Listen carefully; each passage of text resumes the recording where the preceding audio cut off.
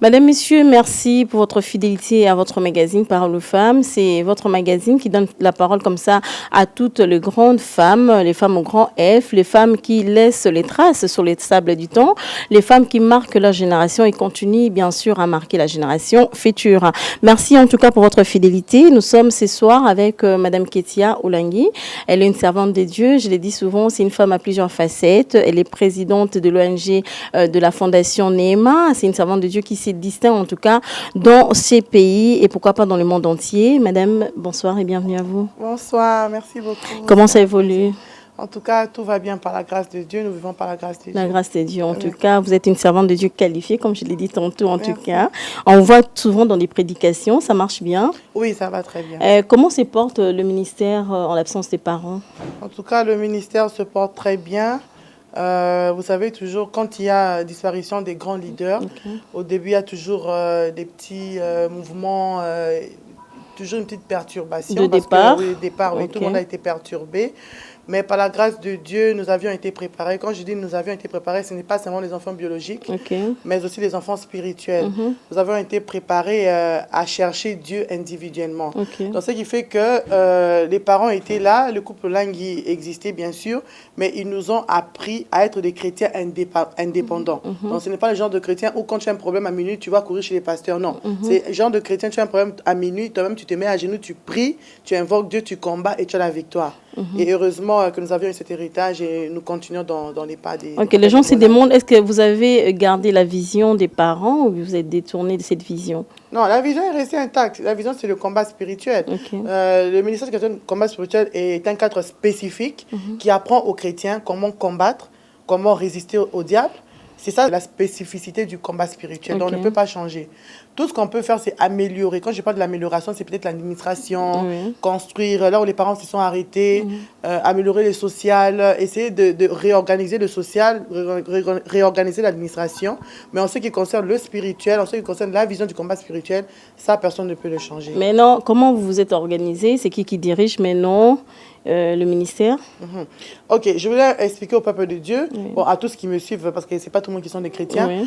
En fait, le combat spirituel est une branche qui se retrouve dans la fondation Olangi Osho. Donc, c'est la fondation Olangi Osho qui chapeaute tout. Dans la fondation Olangi Osho... Quand vous parlez de la fondation, il y a le ministère et puis... Oui, dans la fondation, il y a le ministère chrétien du combat spirituel, il y a les écoles Béré, il y a les cliniques Rafa, nous avons des pharmacies, nous avons une coopérative, nous avons des foyers agricoles. Donc, tout ça se retrouve dans la fondation Olangi Osho. Alors, automatiquement, les fondateurs, c'est papa et maman Olangi. Et ils ne sont plus, ce sont les enfants directement qui les remplacent en tant que gestionnaire de la fondation Olangi Osho. Donc, le président de la fondation Olangi Osho, c'est mon frère aîné Alain Olangi. Et le vice-président, c'est Guy Olangi. La trésorière, c'est Madame Sophie Olangi, qui est ma grande sœur. Et celle qui est chargée des femmes, c'est ma grande sœur, Madame Da Silva Olangi. Et moi, je suis chargée des missions. Et Axe, elle est chargée de la jeunesse. Et Eunice, c'est elle qui s'occupe de toutes les écoles. Mais Axe aussi s'occupe des cliniques parce qu'elle a fait la médecine. Voilà. Et donc, c'est comme on dit, nous sommes des gestionnaires de la fondation Olangi Osho. Donc, c'est nous qui gérons toute la fondation, y compris le ministère chrétien du combat spirituel et tout ce qui vient, c'est tout ce qui suit. Ok, vous rencontrez certainement des difficultés. Hein? Il y a des gens qui disent que non, ça devient une affaire familiale. C'est pas facile. Hein? Non, c'est pas facile, mais je pense que en ce qui concerne le spirituel, un enfant biologique peut aussi hériter le spirituel. Ok, très bien. Là, nous sommes dans le cadre d'abord de la fondation Olangi. La fondation Olangi Osho, c'est une institution. Mais du moins que cet enfant soit bien encadré, bien formé. Voilà. Alors, c'est comme j'ai dit, tu peux te retrouver dans une famille des pasteurs, mais tu as ton appel aussi personnel. Donc, par exemple, moi j'ai un appel personnel de servir Dieu. Mais Dieu a permis que je passe par le couple Olangi pour avoir cette formation-là. Donc, même si je n'étais pas une Olangi, j'allais être servante de Dieu. Ok, très bien. Donc, ce n'est pas parce que je suis la fille d'Olangi que je suis servante de Dieu. Non, j'ai mon appel. Dieu m'a donné un ministère, j'ai une mission à accomplir sur terre, que ce soit spirituellement pour gagner les âmes à Christ. Mais Dieu a permis que ce soit par maman Olangi pour que je sois entraînée peut-être par rapport au combat spirituel. que je sois la fille de l'agneau ou pas, j'ai cet appel en moi. Donc c'est pour dire qu'on n'hérite pas quelque chose, mais Dieu choisit, il peut choisir des héritiers, que ce soit des enfants biologiques, tout comme des enfants spirituels. Ça dépend de la volonté de Dieu. De la formation aussi. Voilà. Donc, du moins, il faut former, il faut associer ce qu'on appelle la formation aux enfants. Voilà. C'est très bien. Oui. Alors, preuve année, vous organisez une activité, 2 journées de prière avec Madame la servante de Dieu, Grâce Coutinho. Oui. Ça sera pour quand déjà? Ok, ce n'est pas moi qui organise ça, c'est une plateforme YouthCom. Ce sont des jeunes entrepreneurs, mais qui sont aussi des chrétiens, d'autres églises, qui ont vu la chose de Dieu en nous. Et ils ont décidé d'organiser ces 2 journées de prière. 2 journées de prière, ça sera au stade Vélodrome. C'est déjà demain, vendredi, à partir de 15h, et le samedi, à partir de 15h toujours. C'est aussi prier pour la nation. Oui, prier aussi pour toutes ces personnes qui sont vraiment abattues. Parce qu'il y a beaucoup de chrétiens qui ne croient plus. Ah bon? Ils prient, ils jeûnent, mais ils ne voient plus la main de Dieu. Beaucoup sont découragés, même par rapport à ce qui se passe dans le monde, la crise de la Covid. Beaucoup se disent, est-ce que Dieu nous a abandonnés? Et beaucoup sont tombés. Mais le but de ces 2 journées de prière, c'est de relever. De relever notre foi. C'est même le thème, alors. Voilà, relève-toi et combat. Donc, on ne va pas abandonner parce qu'il y a toutes ces crises. On ne va pas abandonner parce que nous souffrons au pays. On ne va pas abandonner parce qu'il y a des problèmes. En tant que chrétien, on doit persévérer dans la prière. Et le but de ces 2 journées, c'est de fortifier le peuple de Dieu. Pas seulement le peuple de Dieu, même ceux qui veulent recevoir Jésus-Christ peuvent venir participer à ces 2 journées de prière. Donc, ça sera mais qui sera animé par les femmes, c'est ça? Mais vous invitez tout le monde? Oui, c'est tout le monde qui peut venir participer. Quand on parle de chrétiens, que ce soit homme ou femme, tout le monde peut venir participer. C'est vrai que la spécificité est que c'est 2 femmes qui vont prêcher, mais le Saint-Esprit, il n'y a pas d'homme, il n'y a pas de femme. Il utilise ce qu'il veut. Donc, vous pensez que les gens répondront en masse quand même pour vous écouter? Quand vous êtes de femmes, il y aura des pasteurs qui diront non, moi, je n'écoute pas une femme. Bon, qu'est-ce que leur a de dire que la femme se taise dans l'assemblée des saints, donc ce n'est pas biblique. Il y a des versets comme ça qui appuient. Vous savez, il faut bien lire la Bible, maman. Vous savez, quand vous avez la révélation de la Bible, vous n'allez pas prêcher charnellement. Parce qu'il y a eu des cas dans la Bible où c'était les pensées de la personne. Par exemple, c'était Paul. Et Paul, c'était dans des cas bien précis. Mais on dit que ce qui est écrit est écrit. Oui, ce qui est écrit, mais c'est dans des cas bien spécifiques. Ce n'est pas en général. On ne va pas tout généraliser. Parce que la même Bible dit, il est capable d'utiliser même les pierres. Donc, les jours où une pierre va prêcher, on va dire quoi? On va dire que les pierres ne peuvent pas prêcher. Donc le Saint-Esprit, s'il veut passer son message, même un fou peut passer le message. Même une femme, même un soulard. Parce qu'il y a des gens, tu marchais, et un soulard, il est ivrogne, il te donne un message. Mais même un animal, c'est ça. Oui, même dans la Bible. Il y a eu Balaam, il y a l'âne qui a parlé. Donc ça veut dire que Dieu peut utiliser toute personne. Dans des cas où Paul a parlé, ce sont des cas bien précis pour des villes bien précises. Quand tu vas dans une ville, il rencontre peut-être les chrétiens là-bas, ils étaient têtus, tout et tout. Et pour les recadrer, il fallait la discipline. Mais ce n'est pas généralisé. Dieu peut utiliser tout le monde, il peut utiliser la femme tout comme là. Donc, ce verset n'a pas sa place, en tout cas, dans la vie de Maman Ketia Olagui. Moi, c'est le Saint-Esprit qui me dirige. Et d'ailleurs, quand je prêche, c'est comme un homme qui prêche. C'est comme un homme qui prêche, voilà. En tout cas, c'est ça. Maintenant, pourquoi ce choix? Ketia, Grâce. Il y a plusieurs servants de Dieu qui se démarquent aussi dans la société. Pourquoi vous 2 seulement? En fait, nous voulons l'unité de l'Église corps du Christ. Je n'ai pas dit que nos parents n'étaient pas unis, mais il y a un certain moment, à un certain temps dans notre pays où il y avait un peu de... Si je dis des petites divisions, c'est-à-dire c'est telle église ne connaît pas l'autre, Pierre, voilà. Mais moi je pense que même si chacun a sa vision, l'objectif c'est de gagner les âmes à Christ. Même le combat spirituel ne va pas à l'encontre de gagner les âmes à Christ. Le combat spirituel justement c'est pour renforcer la capacité des chrétiens qui ont des problèmes spirituels dans les églises et nous sommes là pour les épauler afin de comprendre qu'est-ce qui se passe dans notre vie spirituelle, pourquoi les choses ne marchent pas en tant que chrétiens.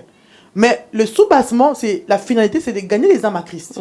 Alors, je pense que même si je suis armée des victoires, je suis ministère chrétien de combat spirituel, je suis armée du salut, je suis je ne sais pas quoi, le but final, c'est que tout le monde doit aller au ciel. Et l'image que nous voulons montrer dans la nouvelle génération, nous ne voulons pas aller chacun dans son coin. Nous voulons travailler ensemble. Nous voulons être ensemble. Et je pense que si on est ensemble, plus on est ensemble, le feu va s'allumer et on va vraiment faire le travail de Dieu comme il le faut. Vous avez parlé de la nouvelle génération. Ça, c'est très bien ce que j'ai aimé. Mais ce sont des choses qui ne s'est passaient pas avant dans les ministères du combat spirituel. Rassembler, par exemple, les églises. Parce que chaque église a sa vision. Maintenant, vous ne pensez pas léser d'autres personnes? Non, on ne laisse pas. On ne laisse pas. Mais quand tu parles de l'unité du corps du Christ, moi, je me rappelle une fois, il y avait une organisation qui avait invité Maman Olangui, le pasteur Mutombo, le pasteur Soni Kafuta, le pasteur Coutinho, c'était au stade de Tata Raphaël. J'étais encore petite, je me rappelle de cette image. C'était 2 journées de prière aussi. On avait commencé au Palais du Peuple et on était clôturé au stade Tata Raphaël. C'est cette unité-là qu'on veut garder. Oui, donc Maman Olangui s'associe à tout le monde. Maman Amy Coutinho aussi a prêché au ministère chrétien du combat spirituel. C'était en 2013. Donc il y a toujours eu cette unité spirituelle, mais nous, la nouvelle génération, on veut encore la renforcer. Donc c'est juste ça. Alors, comment vous organisez pour ces activités alors? Oui, donc c'est comme je dis, c'est une plateforme YouthCom, c'est dont le président, le jeune Aristote Ikwa, c'est un jeune entrepreneur mais qui est chrétien, il est même de l'église Philadelphie. Donc vous comprenez avec moi que ce n'est pas le ministère chrétien combat spirituel. Donc c'était un jeune qui prie à l'église Philadelphie, mais qui a sa plateforme des jeunes entrepreneurs, mais qui sont aussi des chrétiens et qui ont décidé d'organiser ces 2 journées de prière pour prier pour la nation, pour élever les chrétiens qui se sentent abattus par rapport à tout ce qui se passe, la crise économique, la crise de la Covid, qui ne se retrouvent plus. Donc il faut aider les gens dans la prière. Donc c'est eux qui organisent. C'est comme je dis, ce sera déjà demain. Dans l'organisation, c'est à la fondation, aux jeunes entrepreneurs. Oui, c'est le YouthCom qui a organisé ça. Mais maintenant, nous, en tant qu'église, nous les épaulons aussi. Vous sensibilisez seulement vos membres, tout ça. Avec le protocole, avec les chaises comme ce sont des jeunes. Donc nous allons ramener quand même la logistique. Voilà. Mais est-ce qu'il y a des invités des marques pour attirer les gens quand même? Parce que la prière, c'est tout le monde qui prie chez lui. Qu'est-ce qu'il y aura des spéciaux là-bas? Oui, déjà nous avons maman Amy Coutinho qui sera là, maman Da Silva Olangui qui sera là, il y a des hommes de Dieu aussi dont on a invité, il y a maman Dorcas de B1, celle qui fait ta grandeur, qui va aussi être là parmi les modératrices. Nous avons aussi la présidente de MIFDA, qui est une plateforme des femmes leaders, madame Mamie Freebox, qui viendra avec son équipe. Donc, nous avons donné quelques invitations. Nous avons envoyé, nous savons qu'ils vont tous répondre à ces invitations. Ok, très bien. Alors, la femme congolaise, la femme chrétienne, c'est des marques, d'après vous, dans notre pays?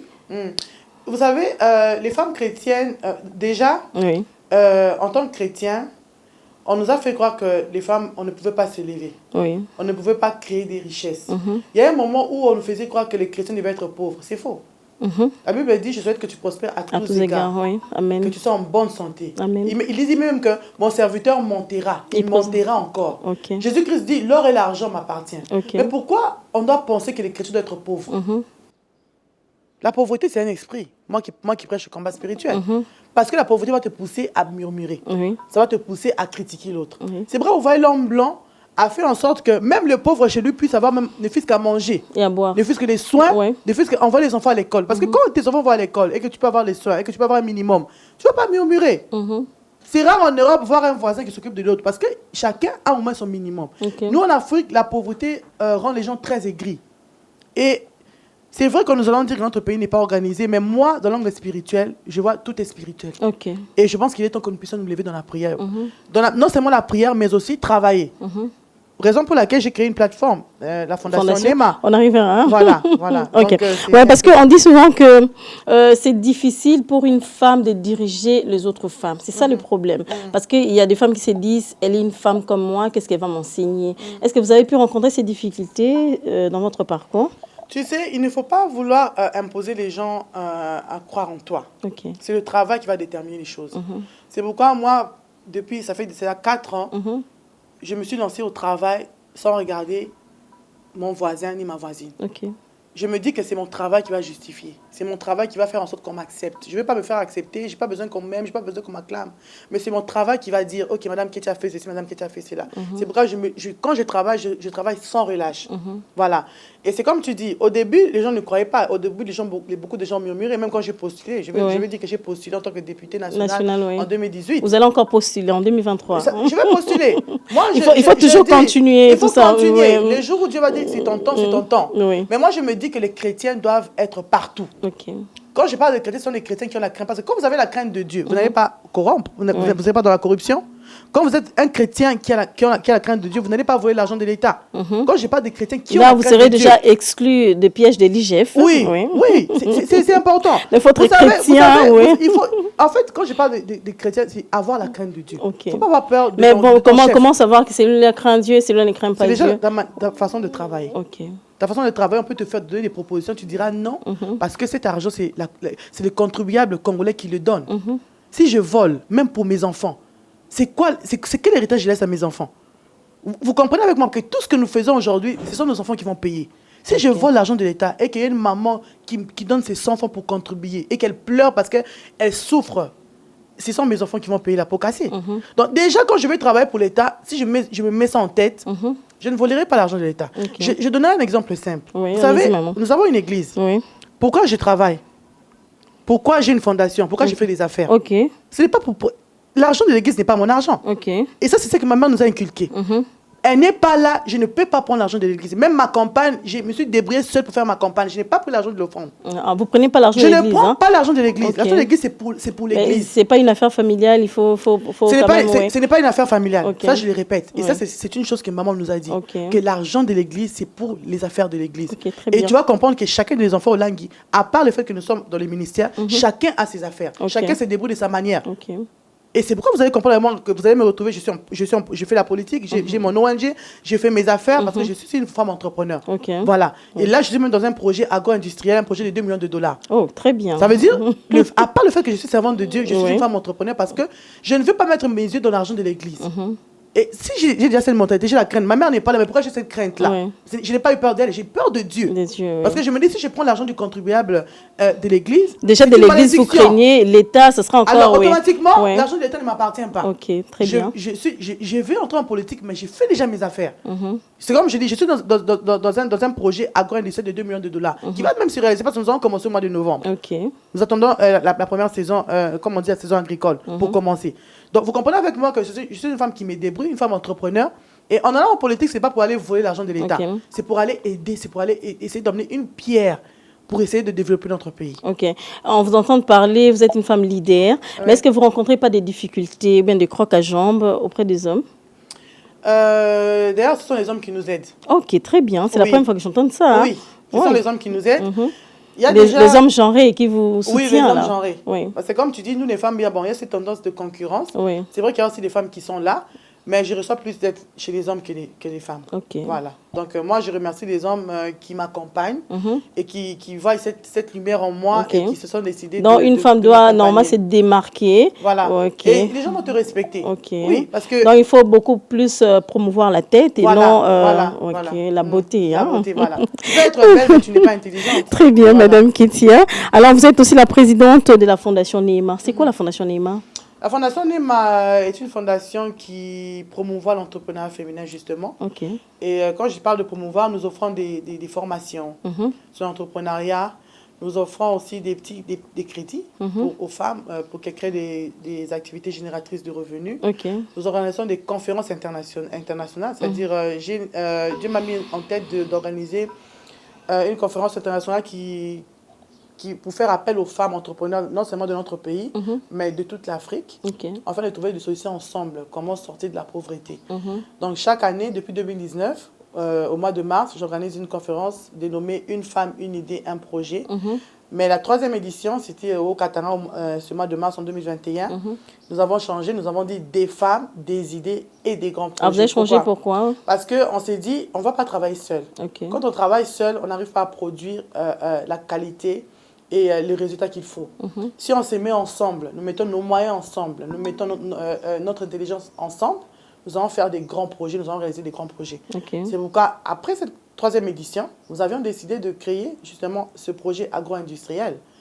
Donc, quand je parle de nous, ce sont des femmes entrepreneurs du Haut-Katanga, parce que c'est là-bas où j'avais fait la 3e édition. Et quand j'ai lancé le projet, même les femmes de Kinshasa ont décidé de pouvoir adhérer à ce projet.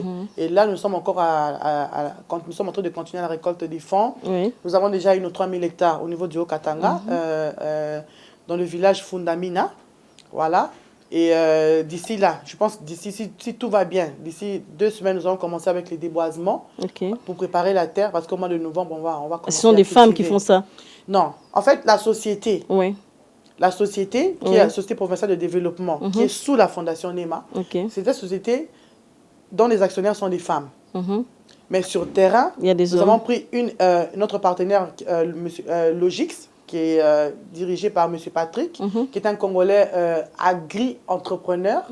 Quand je parle d'agri-entrepreneur, c'est un entrepreneur dans l'agriculture et puis qui est un technicien. Et c'est lui, avec lui que nous sommes partenaires, et c'est lui qui va nous accompagner dans ce projet. Donc, vous utilisez les experts, c'est ça? Voilà, voilà. Et ils seront sur terrain pour les plantations, pour la récolte, pour la transformation. Voilà. Okay. Et nous, les femmes, nous dirigeons juste la société. Ok, ça existe depuis quand, la fondation?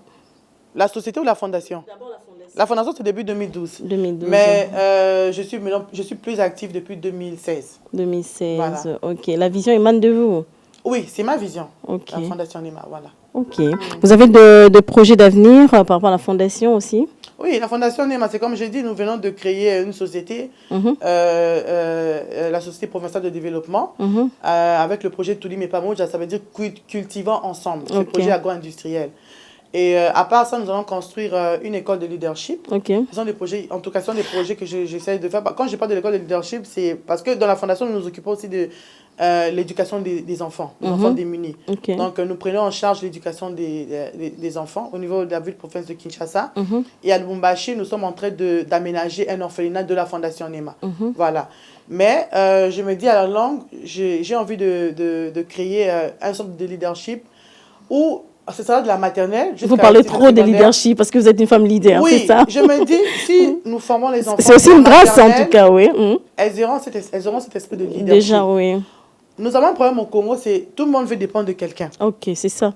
Surtout la femme, je dois me marier pour qu'elle prenne soin de moi. Tout ça, oui, mais je pense que si, dès la maternelle, un enfant a cette capacité de penser qu'il peut se prendre en charge, nous allons les formater. Donc, quelqu'un qui va sortir de cette grande école, même s'il n'est pas encore à l'université, il aura tous les bagages nécessaires pour pouvoir se prendre en charge. Donc, c'est ça le but de cette école de leadership. Ok.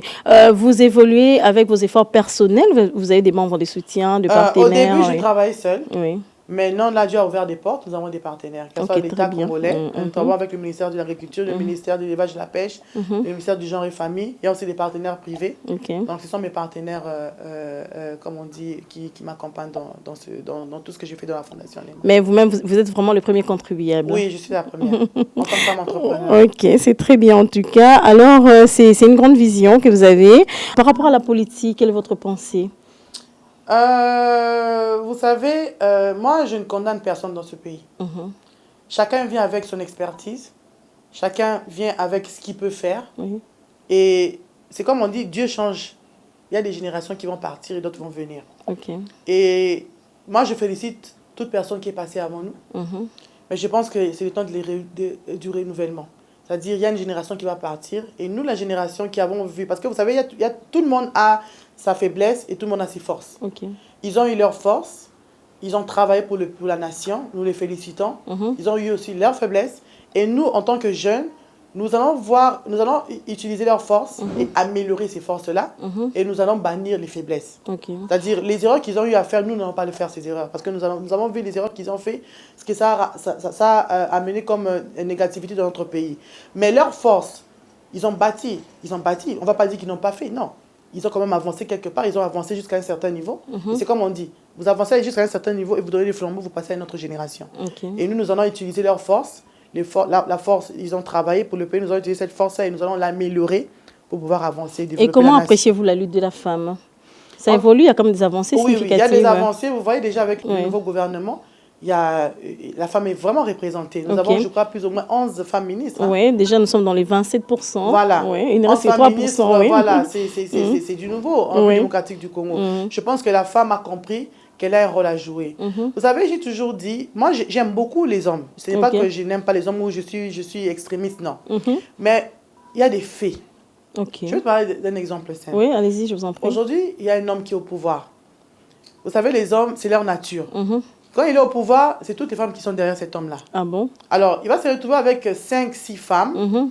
Je ne condamne pas parce que ça dépend de la mentalité de chacun, de son éducation. C'est sa décision à lui. Je ne veux pas dire que c'est mauvais. C'est sa décision à lui. Mais vous comprenez avec moi, si vous avez 6 femmes, ça veut dire que vous avez 6 belles familles. Vous avez 6 problèmes. Combien d'enfants? Vous avez combien d'enfants? Si vous avez 20 enfants, vous avez 20 problèmes. Et les familles, il faut compter pour combien de belles familles. Ça veut dire que tu seras plus concentré à résoudre des problèmes familiales qu'à résoudre des problèmes de la nation. Ok. Tu comprends avec moi? Ok, voilà. Très bien réfléchi. Donc tu seras là, il y a une qui va t'appeler, ma fille doit aller à l'école, l'autre, ma mère est malade. La belle famille qui appelle là. Vous savez pas, déjà, vous serez obligé de voler. Voilà, avant d'aller au bureau, toute la belle famille est déjà chez toi. Tu vas résoudre les problèmes de la belle famille avant de résoudre les problèmes de la nation. Ok. Ce sont des problèmes familiales. Ok. Mais la femme, elle est constante. Ok. Aujourd'hui, si je suis ministre, si je suis président de la République, je veux pas être polyandre. Je n'aurai pas 2-4 maris, non. J'aurai qu'un seul mari, j'aurai mes enfants. Ça veut dire que je serai concentrée à résoudre les problèmes de ma nation. Alors moi, je suis très contente de voir les femmes être représentées valablement au niveau des postes et des décisions. Et je pense qu'on doit être nombreuses. Parce que si les femmes se lèvent pour ce pays, les choses vont changer. Parce que les femmes sont très constantes et les femmes elles sont décisives. Quand elles commencent quelque chose, elles vont jusqu'à la fin. Mais est-ce que vous pensez que la voix de la femme est entendue? C'est ça. Quand souvent les femmes font de marches, de mémos, ce sont des femmes à... Qu'est-ce qu'elles vont nous dire encore? Est-ce que la voix de la femme est entendue? Parce que vous êtes une femme leader, oui. La chance aux femmes. Oui. Les femmes congolaises sont très fortes. Ok. Vous savez, nous avons eu plusieurs crises dans notre pays. Mais qui nous ont nourris? Ce sont les mamans. Ok. Qui vont au Libongo? Ce sont des mamans. En tout cas, si vous allez au Libongo aujourd'hui, sur 100%, en tout cas, 60-70% sont les femmes. Ce sont elles qui vont au Bas-Congo, ce sont elles qui vont en Équateur, ce sont elles qui évacuent la nourriture pour emmener ça ici. Ce sont elles qui nourrissent la capitale. Alors, je pense que si on laisse la chance à la femme dans cette nation, les choses vont changer. Donc, prochainement, on pourra avoir une femme présidente de la République. On verra. Ça verra. ça va arriver. Mais ça arrivera. On a vu avec Marie Fokou, qui avait postulé comme étant, mais n'était pas soutenue par les femmes. Oui, mais on l'a critiquée par les femmes. Elle était critiquée par les femmes. Déjà, elle a osé. Hein. Elle a ouvert la porte. Elle a osé. C'est déjà bien. Mais il fallait la soutenir parce que c'est une femme qui postule. Quand on commence quelque chose, au début, c'est toujours des critiques, des combats. C'est normal parce que les gens ne vont pas te comprendre. Mais elle a ouvert une voie. Et maintenant, au fur et à mesure que vous voyez déjà maintenant au gouvernement, il y a plusieurs femmes. Ça veut dire que les choses avancent. Et nous, les femmes, nous comprenons que si nous... Un exemple, c'est vrai, Maman Olangi. C'est une femme qui a dirigé le combat spirituel. Une femme forte, en tout cas, oui. Elle a combien de sièges dans le monde? Il y a des gens qui s'étonnent que nous sommes partout. Nous sommes au Bénin, nous sommes au Togo, nous sommes en Côte d'Ivoire, nous sommes au Mali, nous sommes en Guinée-Conakry, nous sommes au Sénégal. Nous sommes, le combat spirituel, c'est en Algérie. C'est au Maroc. Nous sommes en Australie. Donc c'est partout dans le monde. C'est partout en Asie, en Europe, en Océanie, il y a le combat spirituel. Mais c'est une femme qui a dirigé le combat spirituel. Donc, et bien dirigé aussi. Très bien. Et il y avait une autorité incomparable. C'est-à-dire quand les gens la voyaient, les gens fouillaient. Ah bon? Ça prouve mais qu'est-ce qui faisait sa force? C'était la prière seulement? C'est la prière, l'organisation et le sérieux. Voilà. Alors, j'ai vu cette femme réussir. Alors, je me dis que si on met une femme à la tête de ce pays un jour, parce qu'il faut laisser la chance aussi au président Félix-Antoine de finir son mandat. Mais moi, je me dis que si le président Félix Tshisekedi avait comme dauphin une femme, je ne sais pas comment Dieu va mais il faut toujours oser alors. Oui. Il faut demander aux femmes d'oser. Oui. Ça veut dire à la prochaine, on va soutenir le président, mais le jour où il va vouloir laisser le pouvoir pour avoir un dauphin, moi je le conseillerais de mettre une femme. Et le jour où on mettrait une femme dans ce pays, vous allez voir comment les choses vont avancer. Ah bon, vous croyez? Vous croyez? On dit que les femmes parlent trop et pour ne rien faire là. Entre eux, il y a toujours des problèmes, il y a des zizanies, il y a des conflits. On a vu des femmes, c'est pas toutes les femmes qui parlent beaucoup. C'est pas toutes les femmes qui sont dans les futilités. Il y a des femmes. Mais non, pour se démarquer, qu'est-ce qu'il faut faire? Mais nous avons vu les femmes se démarquer. Nous avons vu, comme vous avez dit, Marie-Josée Fokou, qui a osé se présenter à la présidentielle. Mais c'est une femme moi, je la loue. C'est une femme qui a osé parmi les hommes. Et elle a eu, même s'il n'a pas eu beaucoup de voix, mais elle a eu des voix. Donc elle a osé. Ce sont des femmes qui se sont démarquées. Il y a beaucoup de femmes, les femmes Zunzi Ambombo, qui se sont démarquées. Même les femmes qui sont au gouvernement, elles se sont démarquées. Ce sont des femmes qui se sont démarquées, qui n'ont pas eu peur et qui ont osé et qui sont là aujourd'hui dans les postes de décision. Et je pense que si on continue avec cette allure, à un certain moment, même si c'est en 2030, même si c'est en 2040, nous aurons des femmes qui seront présidentes. En politique, vous évoluez maintenant dans quel parti? Vous avez votre parti politique, vous êtes indépendante, vous êtes seule. Mais pourquoi il n'y a pas assez de femmes présidentes de partis politiques, apparemment? Justement, c'est tout ça. Justement, c'est la peur. La peur de quoi? Nous avons peur d'oser. Nous avons peur de nous mettre. Mais il faut bannir la peur, c'est ça le problème. C'est comme je dis, nous allons oser. Nous allons oser et Dieu va nous accompagner. Et c'est comme je dis, si Madame Ifoukou, elle a son parti politique, elle ne s'est pas présentée en tant qu'indépendante, elle a son parti politique. C'est la présence de son parti politique. Elles sont à compter. Elle a osé. Elle a commencé et je pense que nous allons la suivre. Voilà. Et vous évoluez dans quel parti maintenant là? Pour le moment, je suis à ABG. ABG. Oui, c'est le parti de l'ancien ministre de l'élevage et pêche, M. Jonathan Ouattara. Voilà. Il n'y a pas de quoi que vous êtes bien. Oui, j'aime beaucoup ce parti parce que c'est un parti qui promouvoit la bonne gouvernance. Et quand on parle de la bonne gouvernance, c'est savoir gérer. Ce n'est pas voler, ce n'est pas être dans la corruption. Et c'est ça qui nous enseigne tout le temps. Voilà, c'est un homme qui a quitté le pouvoir, qui n'a pas les mains sales. Ouais, voilà. Il est dans l'union sacrée. Voilà. Épargné de l'IGF, il est vraiment. Épargné de l'IGF. et nous sommes dans l'union sacrée. Alors, Madame Ketia, nous approchons petit à petit vers la fin de notre émission. J'aimerais bien que vous puissiez aussi d'abord lancer les messages à toutes ces femmes qui occupent des postes dans des institutions, parce qu'on les critique trop. Vous êtes élevés au jour de dignité, et puis après quelques temps, c'est la honte de la femme. Un petit conseil à toutes ces femmes-là. Mon conseil est que nous puissions garder notre crédibilité, la valeur que nous avons. Parce qu'une femme de caractère, c'est une femme qui se fera respecter. Donc, le seul conseil que je vais donner aux femmes, levons-nous dans le sérieux, soyons crédibles, restons des femmes de caractère, et Dieu va nous accompagner à pouvoir être encore dans ces postes de décision pour pouvoir changer les choses. C'est comme je l'ai dit, la femme sait gérer, la femme peut gérer 10 choses à la fois, mais elle est toujours constante. Et si on est plusieurs femmes dans ces postes de décision, les choses vont changer dans notre pays. OK, et pour vos activités qui commencent déjà demain, le 3, c'est ça? Oui, le 3, c'est demain, okay. Le 3 septembre. Vous avez lancé un message, c'est pas un appel. Hein? Oui, mon appel est que toute personne qui va suivre cette émission, venez nombreux, venons prier pour notre nation. C'est comme je dis, nous travaillons, parce que je suis une femme qui travaille, j'aime beaucoup le travail. Et même à l'église, j'encourage les femmes à travailler. Parce que le travail, c'est ça qui amène le développement. Mais si nous accompagnons ce travail avec la prière, en tout cas, nous serons dans l'excellence. Donc, venons nombreux demain au stade Vélodrome à partir de 15h. Venons prier pour notre nation. Je sais que Dieu va se manifester puissamment. Merci beaucoup. Vous avez prêché le deuxième jour. Je prêche le samedi. Et ça sera quoi les thèmes? C'est toujours relève-toi et combat. Il n'y aura pas de sous-thèmes. Il y aura les sous-thèmes, mais c'est une surprise. Une surprise. Alors, venez voir. Hein. Oui, venez voir. Merci beaucoup, Madame Ketia, d'avoir répondu à toutes nos questions. Merci. En tout cas, je rappelle, Madame, Messieurs, que nous avons eu l'insigne honneur de recevoir pour vous Madame Ketia Olangui.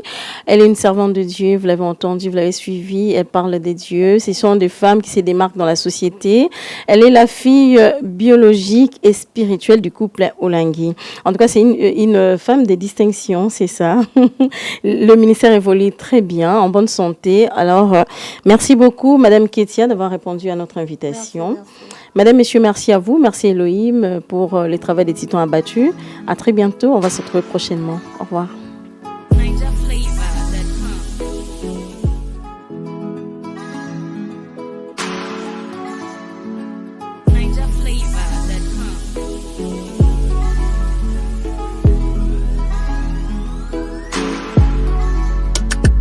Up in my yard.